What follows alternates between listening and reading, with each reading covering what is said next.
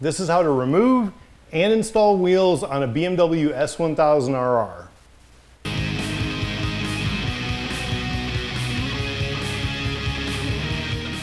I'm using my 2010 with 18 engine electronics as the example model, and it's had BST carbon fiber wheels put on, so I need to take them off, get new tires mounted, and install them back onto the bike.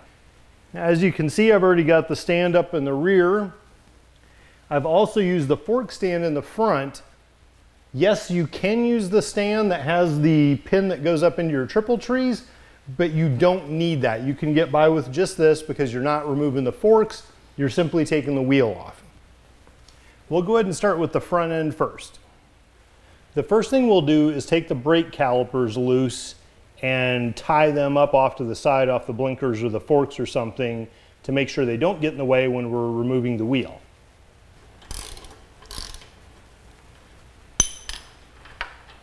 This bike also has the mounts for strapping the bike to compress the front end for like Texas Mile, so I got to remember to put them back in the same place. Now carefully take the calipers off the disc and get them out of there. Tape is cheap, so I'll just use some of that, and I'll just use the blinkers for an anchor point. Just make sure they're out of the way. I should be happy there. Now I'll do the same thing on the other side. And on this side you have the cable for the optical encoder on the wheel. I'll just tape it out that way. I can't get it up as high, but that's fine. The other option would be to just take that sensor out and tape it further out of the way. Now I'm going to take these two pinch bolts at the bottom of the right fork loose so that I can undo this fastener here on the end of the axle, but I'm going to leave the other two on the left side in place because that'll help hold the axle still so I can get this loose. These are not stock front forks, they are Olin's aftermarket, so your pinch bolts at the bottom and all that may look a little different depending on what you have. Okay, so you get those loose. Now we want to take this loose. Just put in your breaker bar. You pull the axle out, and the wheel goes to the ground, and you pull it out. You don't even actually have to take these two pinch bolts loose. That piece will stay in there, and you'll just thread the axle back through there when we're done. Next is the rear wheel. And the first thing we got to do is take the axle out. And you can see this one has safety wire in there that I need to do for the Texas Mile, so I have to pull that out first before I can get the axle nut off. Remember, you're not supported in the front by a wheel anymore, so be gentle in your grunts. Here comes the nut, and the edge outward is a little bit different than the back side, so make sure to pay attention to any fastener, oops, how it comes off in case you drop it. Then you've got a washer behind it too. Put those off to the side. What I'm going to do, this wheel's a little heavier, I'm going to put a spacer underneath it. With it supported underneath here a little bit, take some of the load off this axle and makes it easier to pull out. And there we go. See how easy that was? Don't let your axle fall and scuff the surface or get any imperfections. Okay, so the wheel should be loose. Let's go ahead and set it down a little bit. Out of the brake. Pull the sprocket carrier. And we just have to squeeze around this brake. There we go. And there's the rear wheel. There, now we got the rear wheel off as well. Sitting next to the front wheel, and these are both ready to take to the shop to get new tires put on. And here's the new Pilot Road 6 mounted to the rear wheel.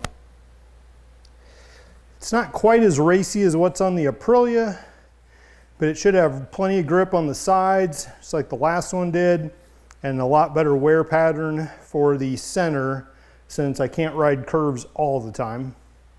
It's kind of funny looking at the big old 300 rear tire on the chopper and pretty minimal chicken strips for a big old pig like this, but just a very different pattern compared to the Road 6's. So before I put the wheels back on with the new tires, I'm going to take this out and swap that for one of the Superlight sprockets to lighten that up. Now to change the sprocket on the sprocket carrier, I want to make sure I don't forget any parts. So here goes that gasket. goes over here, and those go in the cush mounts. Make sure all those are good. And then you have the spacer goes in there, and I'm going to oil the outside of that just a little bit. Definitely do not want that binding up when you're trying to switch from one sprocket carrier to the other out in the field. There we go. There we go. Perfect. Now let's get the wheel in. These things in here. Now, what seems to work a little better is to take the sprocket carrier out first. Squeeze the wheel around that brake caliper. There we go. Try to keep it propped up. Now, you want to make sure to get the rotor between the two pads. Then I'm going to put the sprocket carrier on the chain. All right, so I've got the sprocket carrier on the chain. Now the trick is that you're trying to manage this spacer on the outside too. Sometimes that's easier to pull out first to get your wheel in place. There we go. All right, now the sprocket carrier is in place. I can put my wheel spacer back in to the sprocket carrier. There we go. Okay, now that that spacer's in, now we can start kind of raising it up on this ramp. And again, we get our caliper centered on the rotor. Pull this underneath. So looking at it from the side, you've got your sprocket carrier with the gasket up against the hub. You've got your wheel spacer right in there, and it's inside the swing arm. On this side, you've got your rotor between your pads, and you've got its little spacer inside the caliper bracket between there and the swing arm. Now we just have to lift the whole wheel assembly up and put the axle through it. I'm going to put a little bit of grease on it before I stick it through there. Don't ever want that binding up as you're trying to pull it out. Okay. And that comes through the other side. So it's going to go through there and then up through the wheel. And you want to hold it up so you don't have pressure as it's going through. Fortunately, the carbon fiber wheel makes it easier to lift. Now you want to make sure that you've got the axle in with the flats on the sides for this particular bike, and then your block has that edge right there. So it doesn't go with the edge out here, it goes in there. Same with this side. You've got an edge that goes forward up against the axle adjusters.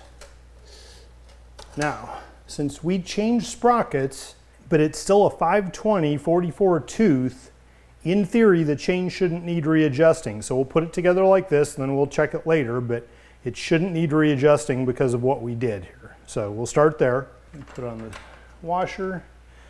Need to knock it through just a little bit more. There we go. Before you tighten this, you want to knock everything forward as much as you can, because you want it up against those axle spacers so that it's in there straight and exactly where it was before. Slowly twist this in, making sure it's forward, and then torque it to the proper spec. Be smooth and gentle with your motion so you don't throw anything out of whack. Don't get sloppy. Make sure to hold it fully engaged so you don't round off the flats. There we go. Now I can go back and safety wire that. I'll do that before the Texas Mile. I just want to ride it a little bit, make sure everything's good, chain's where it needs to be, and then I'll safety wire that. Now, unlike the rear wheel, the front wheel doesn't really look any different side to side. It's got two rotors on it. So you have to check the arrow on the tires and on the wheel in this case. And it shows they're rotating this way going forward. So that means we need to do this. There. Now they will rotate this way going forward. And yes, that's important. Now we're just going to drop this wheel in place. We're going to grease our axle. And it's just going to go in from this way. Just going to lift it up into there. There you go. You don't want to force it. You got to make sure it's finding its right place to go. And then on the other side, it's going into the receptacle over there where it's got a thread in. You got to get it in here first. There we go. Now you start turning this side in. And remember, these two are loose. These two pinch bolts in the fork are loose. The other side we left tight. We don't really need to take those loose. In fact, it makes this job easier. Okay. Now we want to tighten these pinch bolts to 19 Newton meters. And you want to tighten them as evenly as you can as you go, because they're both load bearing. You don't want one excessively tighter than the other. I should have paid attention in gymnastics.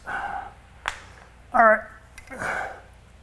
The last things will be to put your brake calipers back in place. So get your tape off of there without breaking anything. Bracket and bolts out. First thing we're going to do is try to slide the pads in place. There we go. Usually start threading the top one first. That way it can hang for the bottom one. That one's on. I'm going to do the other side and then I'll torque both of them. The other side's on, and now we tighten these guys. And there's that one. Now I'll do the other side. Now if you're doing this to change tires like I just did, don't forget to go out and scrub them before you really hit it hard. Don't do any wild leans or your ass is going to go out from under you. Just gently go back and forth and scrub those tires well before you really push them hard.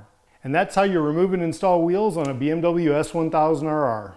Subscribe to my YouTube channel below and let's celebrate turning fuel and air into adrenaline.